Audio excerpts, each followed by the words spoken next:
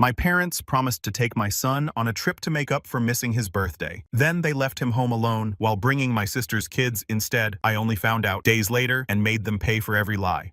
I'm 38, an equipment supervisor for a construction company in Fresno. I work long hours, raise my 8-year-old son Luca, and try not to think about the empty chair across from us at dinner. My wife Maria passed away 5 years ago. Since then, it's been just me and him. Family still exists technically. My parents Gloria and Hector live 20 minutes away. My younger sister Diane Rivers lives even closer. They like to remind me that I'm lucky they're nearby though. I can't remember the last time they showed up for something that mattered. That morning, I tied balloons to the dining chairs and set out a small pizza Luca's favorite. We'd invited the family. My mom promised they'd all come around 6 o'clock. Luca counted down the minutes, checking the window every few minutes, his hair still damp from the shower. 6 came and went. 7 passed.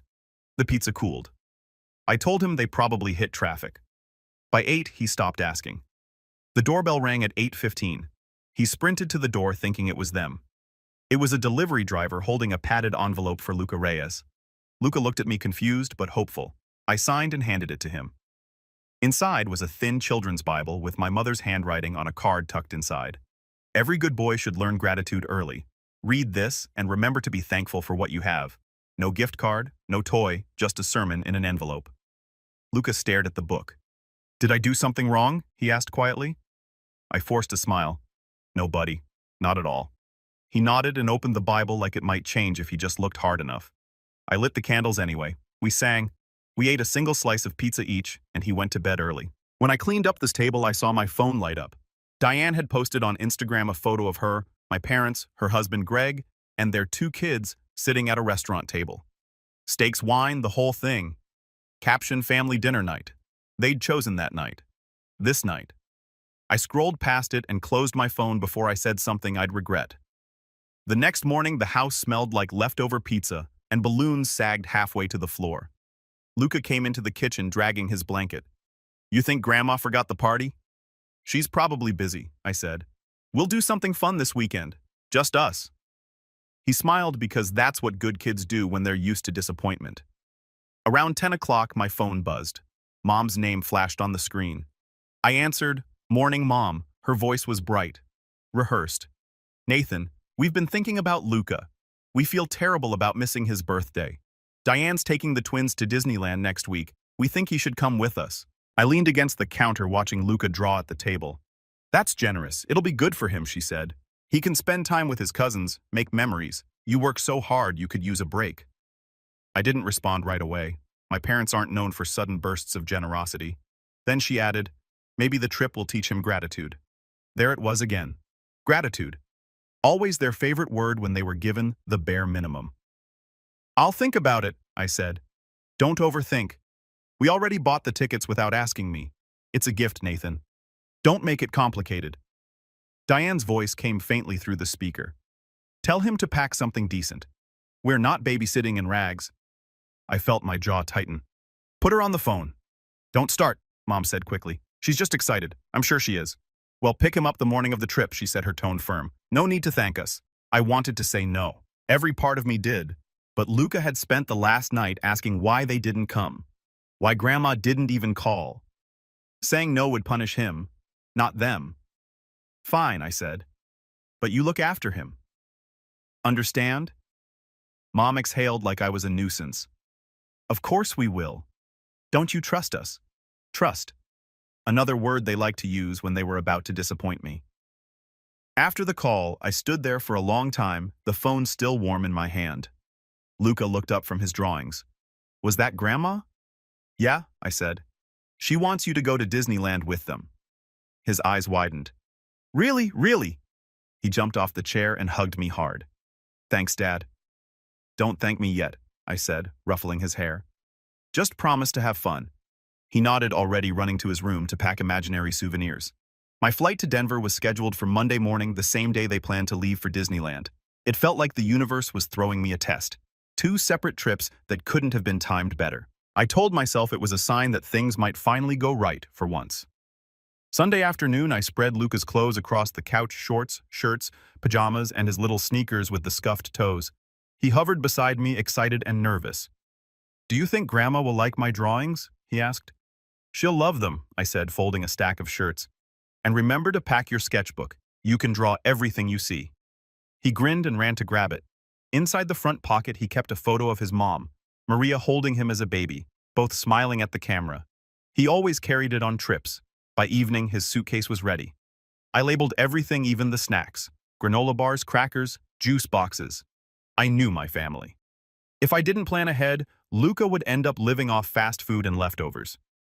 Around 6, I drove him to my parents' house to drop off his things. Gloria opened the door wearing her usual expression, tight smile, polite eyes, no warmth behind either. Well, there's my grandson, she said, like she was greeting a guest instead of family. Hey, Grandma, Luca said shyly, handing her one of his drawings. It's us at Disneyland.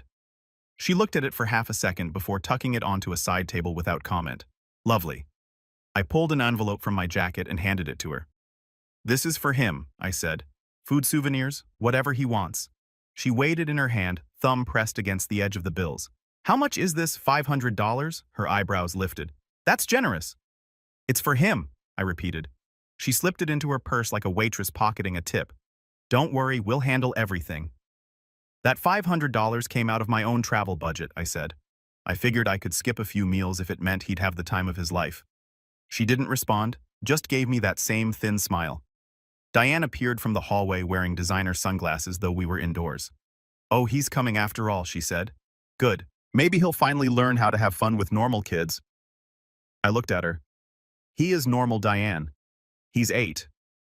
Relax, she said, smirking. I was joking. Greg came in behind her, phone in hand, not bothering to look up. We leaving early tomorrow? 6 sharp, Diane said. We don't want to hit traffic. Good, I said, turning to Luca. You ready for your big adventure? He nodded, eyes wide. Do you think I'll see Mickey? I think you'll see everything, I said, kneeling to fix his backpack strap. Just make sure you call me every night, okay? Promise. He hugged me tight. His little arms always had a way of grounding me. I didn't want to let go. Don't worry so much, Gloria said behind me. You act like we've never raised kids. I stood and faced her. You raised 2. I'm just asking you to take care of one. Her lips pressed thin, always with the attitude. I'm just being clear. Diane rolled her eyes. God, you're exhausting. No wonder Mom's always stressed after talking to you. I ignored her and turned to Luca again. You're going to have a great time. Send me pictures. He nodded. Love you, Dad. Love you more. When I walked out to the car, my stomach felt tight. I told myself it was just travel stress. Work trip, early flight, too much coffee, nothing more. That night, I set my alarm for 4 o'clock and double-checked my itinerary. Denver for 4 days. Back Friday, just enough time for them to have their fun. I sat on the couch for a while, staring at the empty living room. His backpack was gone. The little messes he usually made already cleaned up. The apartment was too quiet. I tried to picture him laughing on rides, eating ice cream, maybe buying something with the money I'd given them. That's what I wanted to believe. My phone buzzed around 10 o'clock. A text from Mom. We're all packed, Luca's excited.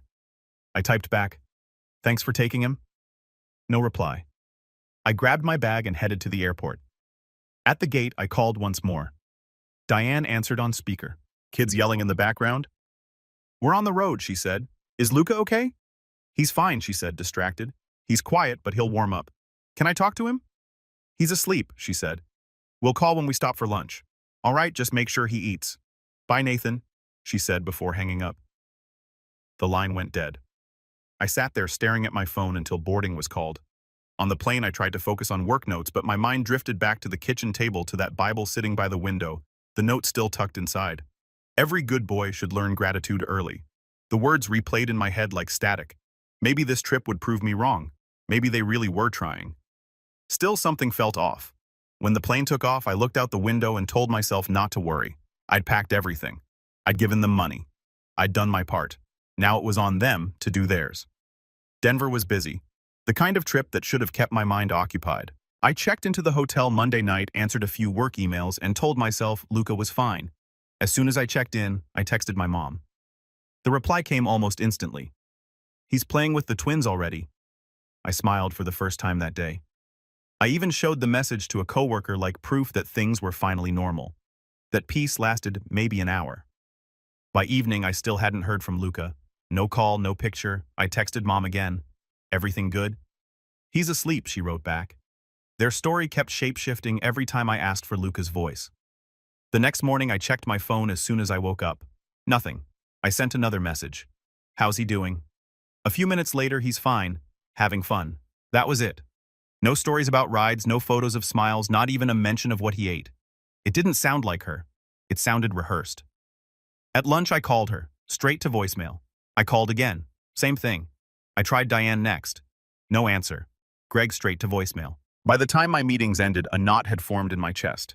I kept refreshing my messages, scrolling between texts like something new might appear if I stared long enough. I sent one more. Can I talk to him real quick? No response. That night I sat in my hotel room with the TV on mute, watching the news without hearing it. My phone sat face up on the table, screen dark. I told myself they were probably just busy. Disneyland was loud, crowded, full of distractions. Maybe they didn't want to lose track of the kids while answering calls. It made sense. It had to. Still, I couldn't shake the feeling that something was off. Around 10 o'clock, I texted again, just checking in. Everything okay? Nothing. I waited an hour, then called one last time straight to voicemail. By midnight, I couldn't pretend anymore. Something wasn't right. The next morning, I skipped breakfast and called the hotel they said they'd booked in Anaheim. The woman at the front desk looked up the name. I'm sorry, sir, she said. I don't have any reservation under Reyes or Rivers. I gave her every possible spelling. Still nothing. She paused. Are you sure they're staying here? That's when my hands started shaking. Yeah, I said, though my voice came out thin. I'm sure.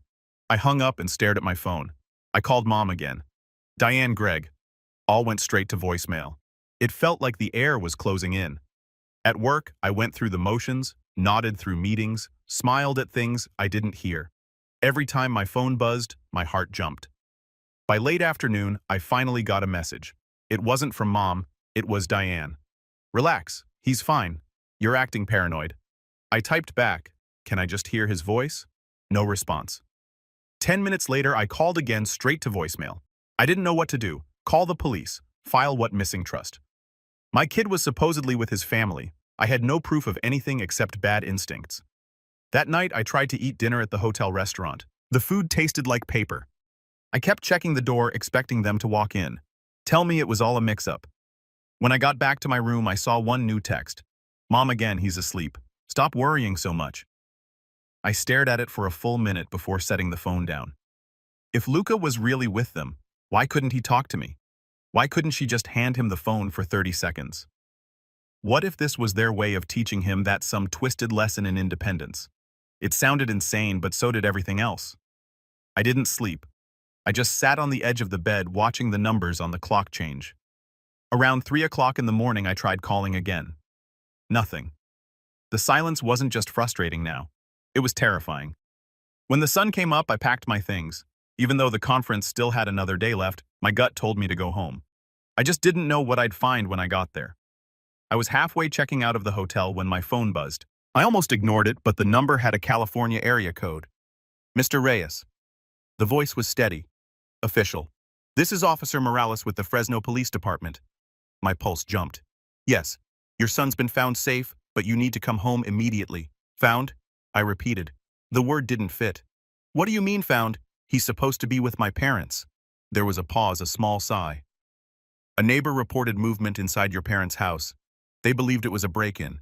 Our officers responded, forced entry, and located your son inside. Inside the house. Yes, sir. Alone. The hallway tilted. My hand went numb around the phone. How long? From what we can tell, at least 2 or 3 days. I felt the world narrow into a single sound, the rush of blood in my ears. Is he safe now? Morales said carefully. Paramedics took him to St. Agnes Hospital for observation. He's stable but dehydrated and scared. He keeps asking for you. That word stuck now. Not safe. Safe now. I'm flying home. I said, already moving toward the elevators. I understand, Mr. Reyes. CPS has been notified. We'll need to speak with you once you arrive. Of course. I hung up and booked the first flight out without thinking. My hands shook as I typed my information. The woman at the counter tried to make small talk. I didn't hear a word. The flight home was a blur. I don't remember takeoff or landing, just Morales' voice looping in my head. Safe now. Not safe before. Not safe when he should have been. By the time I reached Fresno, the sun was low and the sky looked bruised. A patrol car waited outside the terminal with its lights off. Morales, a stocky man in his 40s, stood beside it. "Mr. Reyes." I nodded. He opened the passenger door. "I'll take you to the hospital." On the drive, he explained what happened. "Your neighbor, Mrs. White, noticed curtains moving. She knew your parents were supposed to be out of town, so she called it in. Officers arrived, knocked several times, no response. They heard crying from inside. My throat tightened. When they forced the door, they found your son in the living room. Almost no food, no water except what he found in a bathroom cup. He told us he'd been there since Monday." "That's 3 days," I said quietly. "Yes, sir." "Where were my parents?" He glanced at me. "We're still trying to confirm. Their phones are off, your sister's as well." I looked out the window at the passing streetlights. Each one flashed across my reflection like a pulse. When we reached St. Agnes, Morales parked out front. "He's in pediatric observation," he said. "CPS will meet with you after the doctor clears it." I walked through the hospital doors before he finished talking. The nurse at the desk recognized me immediately. "Mr. Reyes, he's been asking for you." She led me down the hall to a small room. Lucas sat on the bed, pale and thin, an IV taped to his arm. His clothes were wrinkled face streaked with dried tears. When he saw me, he smiled weakly. "Dad," he said, voice small. I crossed the room and pulled him close, careful not to tug the tubes. "I'm here, buddy. You're okay." "They left," he whispered against my shoulder. "Grandma said they'd be back soon, but they didn't come back." I tried to open the door, but it was locked. I swallowed hard. "You did nothing wrong. Do you hear me?" "Nothing." He nodded, his little hands gripping my shirt. The nurse checked the monitor. "He's lucky. Mild dehydration. Little hungry, but he's strong." I looked at her. "Can he go home tonight? Doctor wants to keep him overnight just to be sure." I nodded. "That's fine." When she left, I sat beside his bed. He fell asleep within minutes, holding my hand. I stayed there, staring at the IV drip, the steady beep of the monitor. Every sound in that room branded itself into me. Morales came back an hour later, notebook in hand. "Mr. Reyes, I know this is hard, but we need a statement." "Of course." He sat across from me. "You said your parents were supposed to take him on a trip." "Yes, Disneyland. They told me they'd already picked him up. Said he was with the twins. They left for Anaheim without him." My jaw clenched. "They lied." He nodded. "We're confirming details now. CPS will file for temporary protective oversight. Standard in these cases." "I'm his father," I said. "He's not going anywhere without me." "That's clear," Morales said, closing his notebook. "But we have to go through the steps." When he left, I leaned back in the chair and looked at Lucas sleeping. His hair was matted, skin pale under the hospital lights, but his breathing was steady, safe now. The words looped because before that he wasn't. Not before. Not when I thought he was on the road playing with the twins. Not when I was sending texts to people who already knew what they'd done. Only now. I stayed awake the rest of the night, watching the dawn creep through the blinds. By morning, my hands had stopped shaking. The fear was gone, replaced by something quieter, sharper. It wasn't confusion anymore. It was purpose. They wanted to teach him gratitude. They were about to learn what accountability looked like. By the time Luca was cleared from the hospital, the shock had burned into something harder. The police report was filed. CPS had documented everything, and I had copies of every text they sent pretending he was with them. CPS approved a same-day safety plan so I could leave him with Mrs. Patel next door while I handled statements and paperwork. Then I drove straight to my parents' house. Police reached them in Anaheim. They drove back overnight. A sheet of plywood covered the splintered doorframe, the fresh screws still bright against the wood. Their front yard looked the same as always. Trimmed hedges, porch lights still on in broad daylight. The perfect picture of normalcy. It made my stomach turn. Gloria opened the door before I could knock twice. Her hair was done, makeup on like she'd been expecting company. Her smile was tight. "You didn't have to make a scene, Nathan. He's fine now." I stared at her. "You locked my son in a house and left town." Her expression didn't change. "Oh, stop. You're being dramatic." He wasn't hurt. He went 3 days without food or water. "He had running water," she said, folding her arms. "You act like he was abandoned in the woods." Behind her, Diane appeared, sunglasses on inside like she was hiding from the truth. "We thought he wanted to stay," she said casually. "He's sensitive. Every little thing makes him cry." Greg walked in behind her, holding a coffee cup like he owned the place. "He survived, didn't he?" The words hit like a punch. For a second, the silence in the room was heavy enough to choke on. I stepped inside and shut the door. You took the money I gave you. You lied to me. You left a child locked in a house. Diane shrugged. We didn't take anything. Mom said you gave it to her. It was for him. Greg chuckled. Money's money. Relax. I looked at him. You think this is funny? He smirked. You've always been too emotional, Nate. Always trying to play the hero. I took a breath steady and low. I didn't yell. I didn't need to. You took his money. You lied to me. You left a child alone. That ends now. Gloria's smile snapped. You always exaggerate. You've been coddling him since his mother died. That's the problem. You mean since you didn't bother to visit her in the hospital, I shot back? Since you sent flowers instead of showing up. Her voice went sharp. That's not fair. Neither is what you did. Diane rolled her eyes. Oh, stop playing victim. Everything's always about poor Nathan. Mom did her best. You just like being the martyr. I turned to her. You abandoned my son. You let him starve while you were smiling for pictures in Disneyland. That's not true, she snapped. We didn't know. You knew exactly what you were doing. Greg stepped forward, voice low but condescending. You're lucky Mom doesn't press charges for slander. You've embarrassed this family enough. This family, I laughed once, no humor in it. You think you're a family? Gloria crossed her arms tighter. We did what we thought was best. You've always been ungrateful, Nathan. We gave you everything and you never once said thank you. Everything I said, staring at her. You gave me a childhood full of comparisons and guilt. You gave my son neglect and humiliation. That's not everything.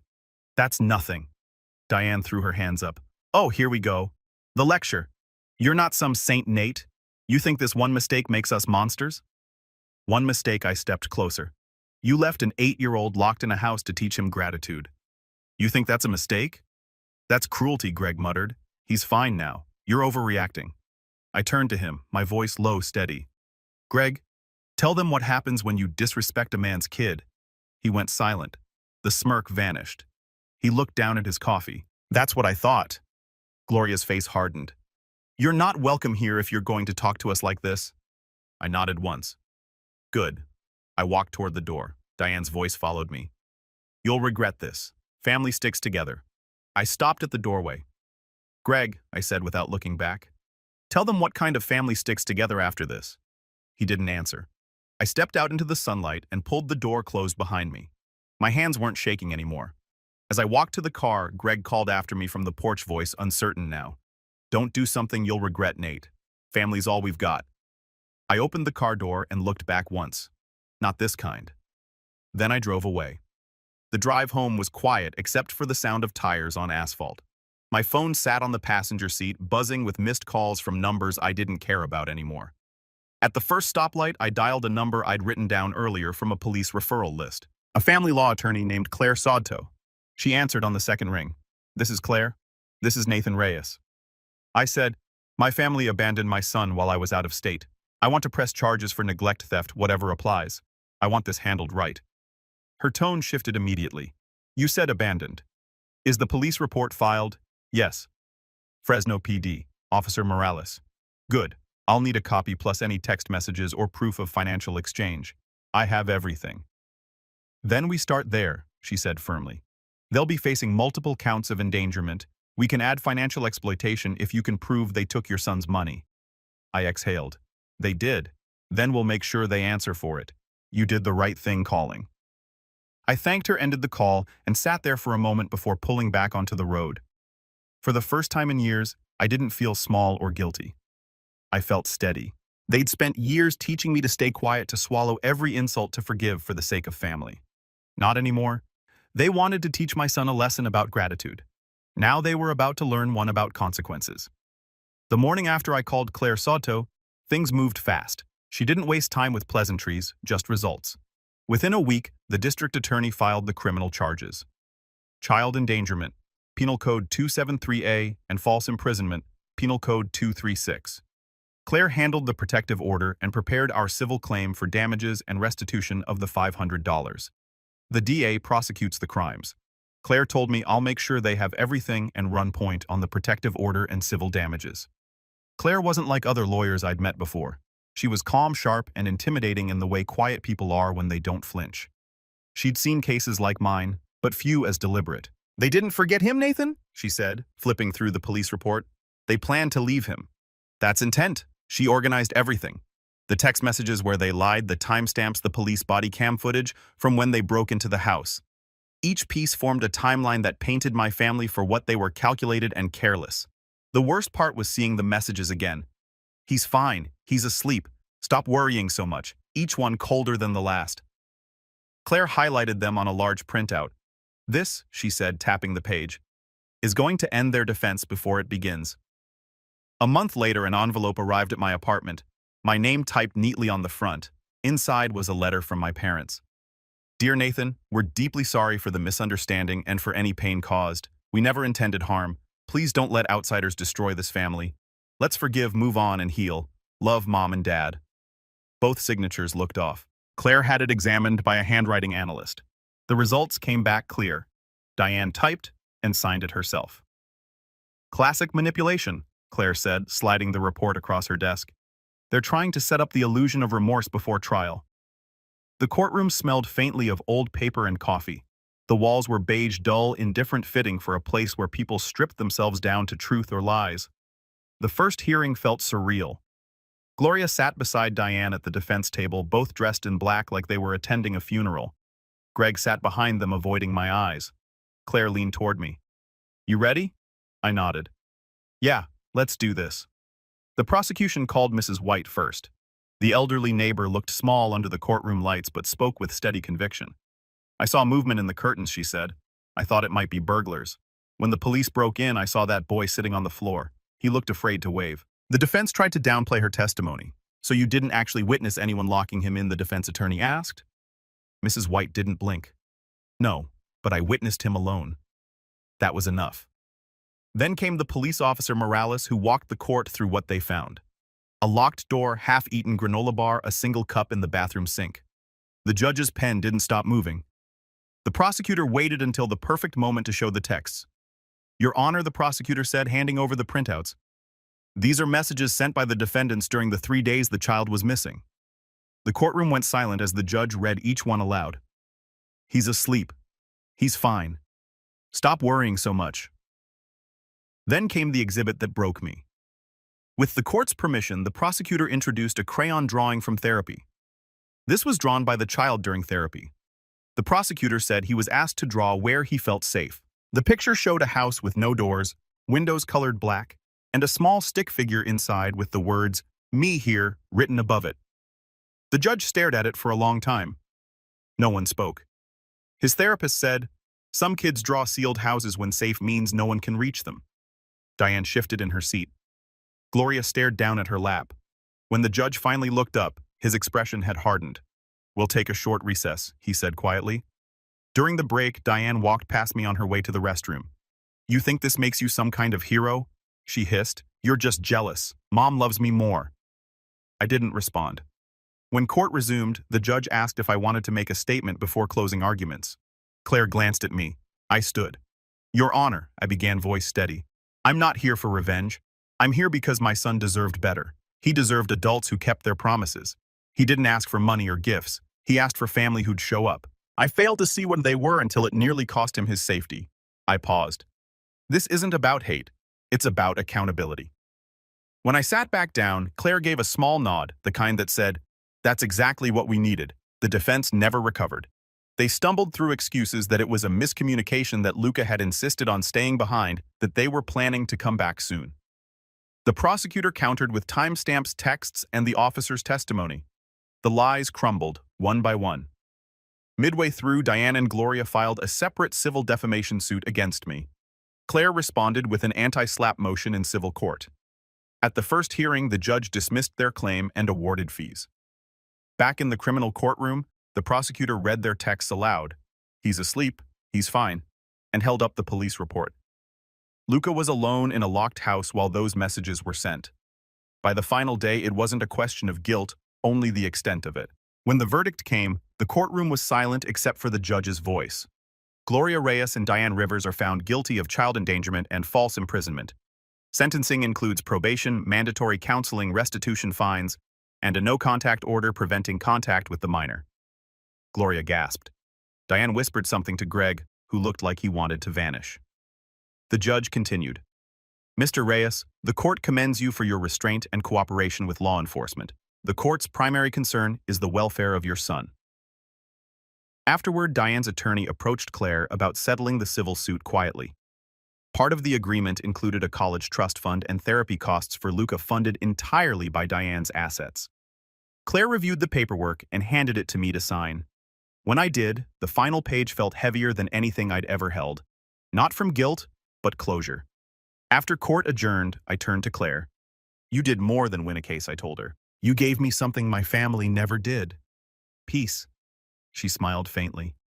Then we did it right. Months passed. Winter softened into spring. I sold my apartment and moved Luca to a small coastal town a few hours north. It wasn't fancy. 2 bedrooms, a creaky porch, and the smell of salt in the morning air, but it was ours. We spent Saturdays fixing the place up. Luca painted the mailbox blue, insisting it was his favorite color. I started building a treehouse in the backyard, each nail driving the past further away. Every hammer strike felt like closing a wound. He laughed again, loud and unrestrained. His drawings changed too. No more dark houses. Now they were filled with sunlight rockets and superheroes that somehow always looked a little like me. One evening while I was cleaning up dinner, my laptop pinged with a new email. The sender, Gloria Reyes. The subject line read, "Family forgives." The message was short. We've all made mistakes, Nathan. Family should forgive each other. Don't hold grudges. Let's start over. I stared at it for 10 seconds, then clicked delete. Some things didn't need a reply. That weekend, Luca and I sat on the porch watching the sunset. He was sketching on his pad again. After a while, he handed me the drawing. It was a castle fireworks bursting above it, and 2 stick figures standing hand in hand at the gate. Next time, he said, "We go together." I smiled. "Yeah, kid. Next time, just us." He leaned against my arm. The sound of waves carried from the distance, steady and calm. For the first time in years, silence felt safe. I looked around our little house, the half-built treehouse visible through the kitchen window, the blue mailbox catching the last light of day. Everything here was small, simple, and real. No lies, no guilt, no performance, just a father and son who finally had room to breathe. As the sky darkened, I thought about everything that had happened. The locked door, the courtroom, the judge holding Luca's drawing, and the woman who taught me that justice wasn't about anger, but boundaries. They left my boy behind to teach him gratitude. They taught me what family isn't. And I taught them what accountability looks like. Later that night, after Luca went to bed, I stepped outside. The ocean air was cool, carrying the faint sound of distant laughter from the boardwalk. I stood there for a long time, letting it sink in. No calls, no guilt, no more pretending blood meant loyalty. I turned off the porch light, looked at the stars, and went inside. For once, I didn't feel like someone's backup plan or safety net. I was just a dad who'd finally learned to stand his ground and a man who refused to let silence be mistaken for weakness ever again. And that was enough.